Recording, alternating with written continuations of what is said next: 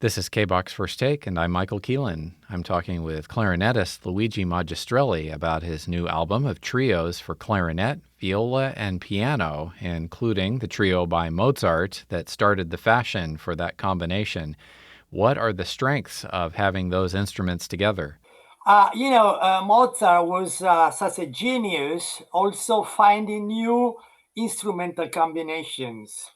Viola is a quite similar instrument to clarinet because, the timbre, the color is a little bit nasal, a little bit, darker than violin, which is such a brilliant instrument.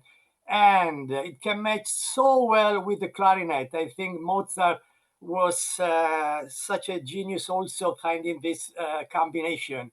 And I must say that I performed this trio several times in my life.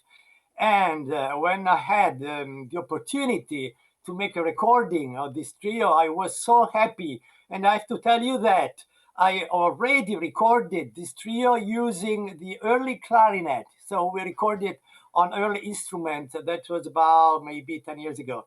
But now with modern clarinet, I was also very happy. Having also good colleagues of mine, great pianists and great violists. Of course, if you want to make a recording of this masterpiece, you should have very good quality, in the colleagues, and I had. We're talking about the Mozart Kegelstatt trio, Kurschel Yeah. 498.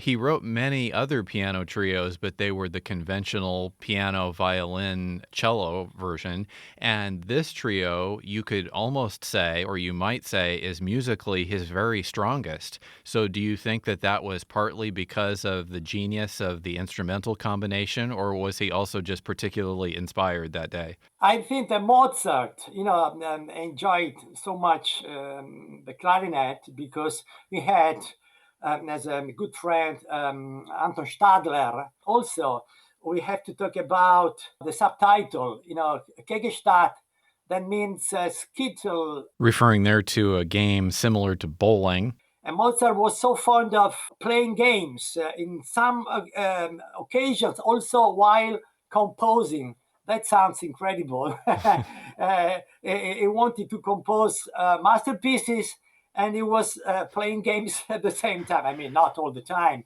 but it happened. Another trio on the album taking up this combination is by Robert Schumann, much later, his Märchenerzählungen, or fairy tales.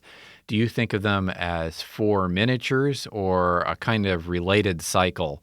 In my opinion, they have in each of them some peculiar characters that are quite different in a way, but also very well suited together. They are also really fantastic pieces.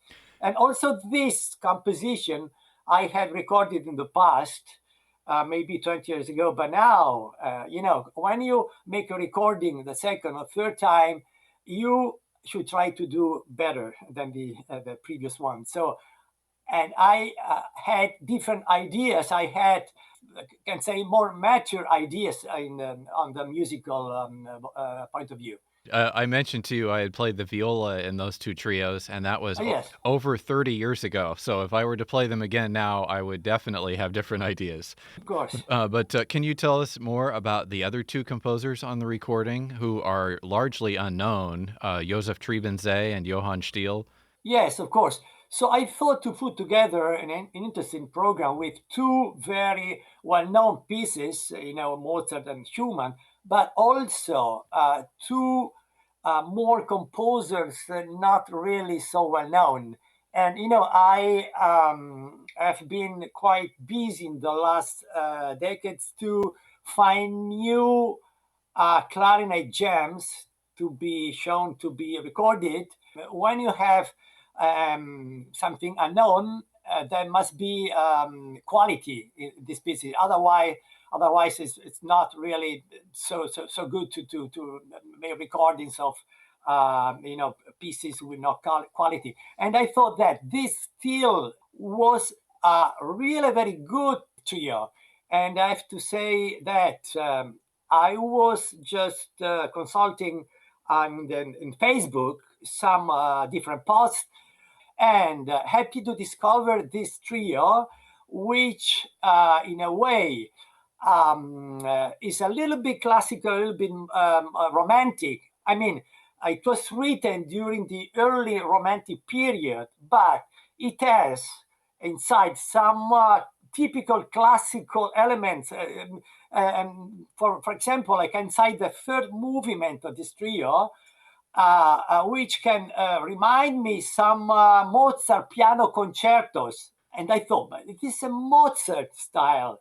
I mean, but in some parts, still thought about some harmonic changes and dramatic moments that switch from a classical mood to an early romantic style.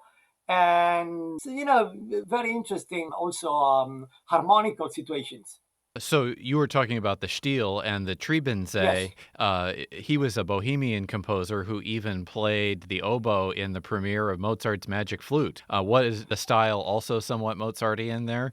This piece has a very peculiar history, and it's connected with a very popular Viennese song.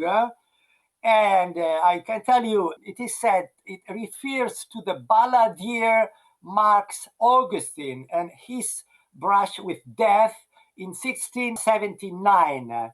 And Augustine himself is sometimes named as the author, but the origin is unclear of this piece of this theme with many, many variations.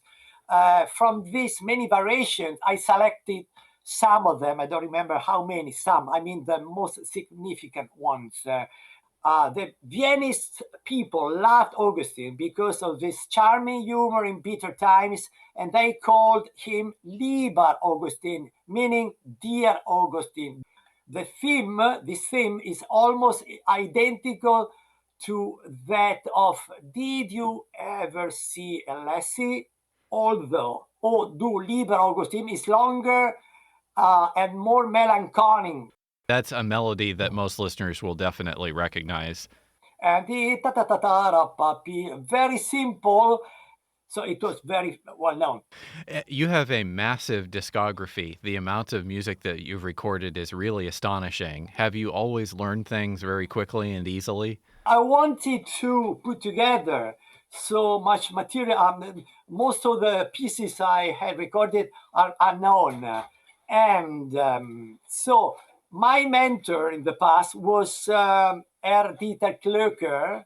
Have you heard about this Oh, name? yes, sure. Dieter Klöcker. And nobody recorded such high amount of pieces like he did in the past. And I was so fond of him when I was 15, 16 years old, and I wanted to collect all his recordings. I have all his recordings, some hundreds.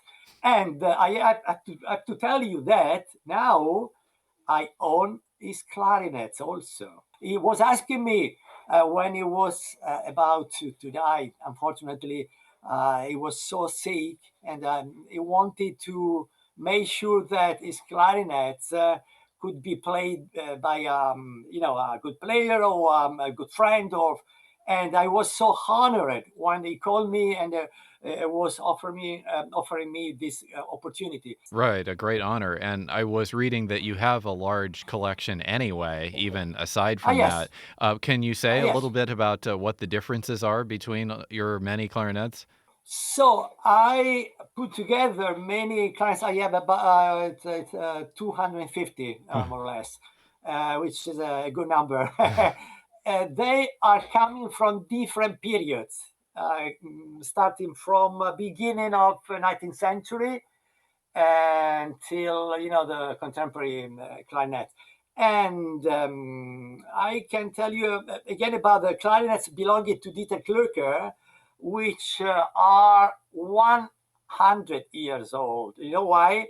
Because he could get them from his former teacher, and teacher of Dieter Klöcker was playing in the orchestra of the last Tsar of Russia, Nicholas II, in St. Petersburg. Then Dieter Klöcker passed is clarinets to me, and I feel so honored. They are quite old, but in really fantastic condition. A worthy recipient, to be sure. Luigi Magistrelli is the clarinetist on a new album of trios for that instrument with viola and piano. Thanks very much for talking with us on First Take today. You are welcome.